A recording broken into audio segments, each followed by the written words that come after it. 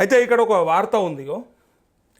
ఇది ఎందుకు చెప్పాలనుకుంటున్నా అంటే మామూలుగా రైతులు కూడా తెలియక ఆగమవుతారు కాబట్టి చెప్తా. ఇది ఎందుకు తెలుసా? ఇక్కడ చూడండి, ఒక మోసం.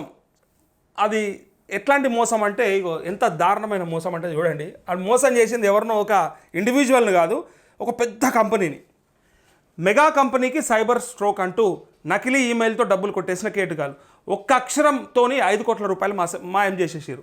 ఇది mega company, mega engineering company తెలుసు కదా.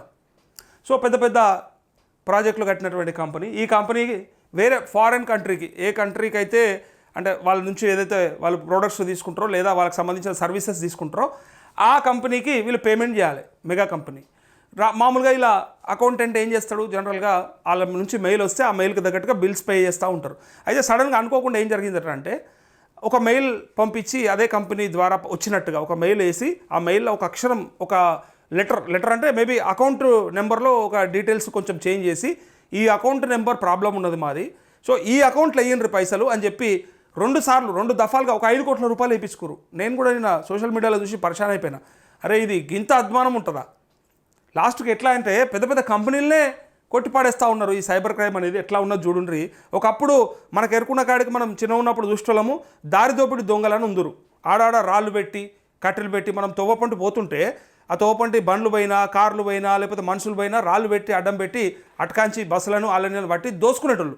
వాళ్ళను దారి దోపిడి దొంగలు అంటోళ్ళు. ఇప్పుడు అంటే 30 ఏళ్ళ కింద ఉండరో, ఇంక అంతకుముందు ఉండరో. కానీ నేను అనేది గతంలో చిన్నప్పుడు ముచ్చట చెప్తా ఉన్నా. అయితే అట్లాంటి దారి దోపిడి దొంగతనాలు ఇప్పుడు లేవు. ఇప్పుడు ఉన్నదంతా తెలివితోని స్మార్ట్గా నీ ముందరనే ఉంటాడు, నీతోనే ఉంటాడు, నేను దోస్తాడు. ఇది రైతులకు బాగా గుర్తుండాలి. నేను మళ్ళీ మీకెందుకు కాషన్ చేస్తూ ఉన్నా అంటే, ఎవడన్నా అన్న నీ అకౌంట్ ఇట్లా బ్లాక్ అయింది, గిదాన్ని కొడితే పైసలు వస్తాయి, నీకు పడిపోతాయి అని చెప్తే మనం నమ్మిపోయినాం అనుకో, నిండా మునిగినట్టే, మన పైసలు పోయినట్టే. ఒకటి. ఇంకొకటి, నీకు రైతు బంధు పైసలు వాళ్ళే కదా, ఇవి రైతు బంధు పైసలు పడితే ఇది పంపిస్తున్నా, ఈ లింకును ఒత్తు అన్నాడు అనుకో, నువ్వు వచ్చినావు అనుకో, నీ పైసలు గోవిందా, నీ అకౌంట్లో ఉన్న ఆ 10 రూపాయలు కూడా ఉడుచుకోపోతారు దొంగలు. అయితే దీంతోపాటు ఇంకొకటి ఏం జరుగుతుందంటే, కొన్నిసార్లు మీ ఆధార్ లింకు కాలేదనో, అకౌంట్ లింకు కాలేదనో, అందుకోసానికి మీకు వస్తలేదనో, లేదా ఇంకోటో ఆశ పెట్టి రకరకాల హనీ ట్రాప్ కాడికెళ్ళి మస్తుగా ఉన్నాయి. కానీ నేను చెప్పేది ఏంటంటే, రైతులు ఉట్టిగానే ఏది పడితే దానికి నమ్మకుండ్రి, ఏదైనా పక్కా సమాచారం ఉంటేనే మాట్లాడుండ్రి, ఏదైనా ఉంటేనే కరెక్ట్గా కనుక్కోండి తప్ప ఆగమైతే పెద్ద కంపెనీలకే దిక్కుదివానం లేదు. నేను చెప్పేది గింత పెద్దోనే దోషిండాడు. 5 కోట్ల రూపాయలు ఇంత పెద్ద కంపెనీనే వేసుకున్నారంటే ఇక మనం ఎంత చెప్పుర్రి? ఎందుకంటే మన దగ్గర ఉండే ఆ 1000 రూపాయలు, ఆ 10,000, ఆ 20,000 నువ్వు అకౌంట్లో పెట్టుకుంటే వాడు ఏదైనా పంపించి నువ్వు ఉత్తమనంగానే ఆయనతో వచ్చినావు అనుకో, అదే వీక్తే ఆయనతో పైసలు. ఇట్లా చాలామంది నష్టపోయారు, నాకు తెలుసు అది. అందుకే ఇది ఇటువైపుగా ఒక్కసారి మనసు పెట్టుండ్రి. పెద్ద కంపెనీలనే మోసం చేయగలుగుతూ ఉన్నారు. మనం ఎంత ఇవాళ రేపు ఆ దారి దోపిడి దొంగలు లేరుగా, డైరెక్ట్గా నీ ఫోన్లోకి వెళ్ళి దోసుకపోతున్నాడు. వాడు యాన్నో ఉండి నీ పైసలు ఎత్తుకపోతుండు. ఆ దొంగలు అయిపోయినాయి. ఇప్పుడు అంతా స్మార్ట్ తెలివితేటలు వచ్చేసినాయి. స్మార్ట్ దొంగలు ఎక్కువైపోయారు. హార్డ్ దొంగలు లేరుగా.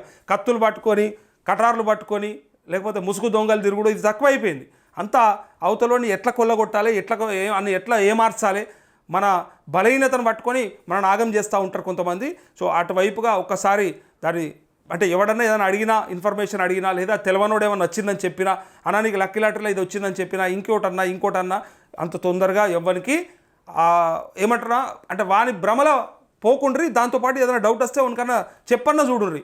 అన్నకి ఈరోజు ఫోన్ చేసిండు, నాకు లాటరీ వచ్చింది అంటుండు, హైదరాబాద్ రమ్మంటుండు, ₹1,00,000 అట, మరి నేను పోవాలనా అని ఎవరన్నా పక్కపంట నడితే చెప్తాడు.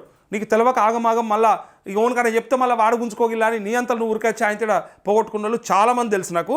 అందుకే అటువైపు పోకుండ్రి.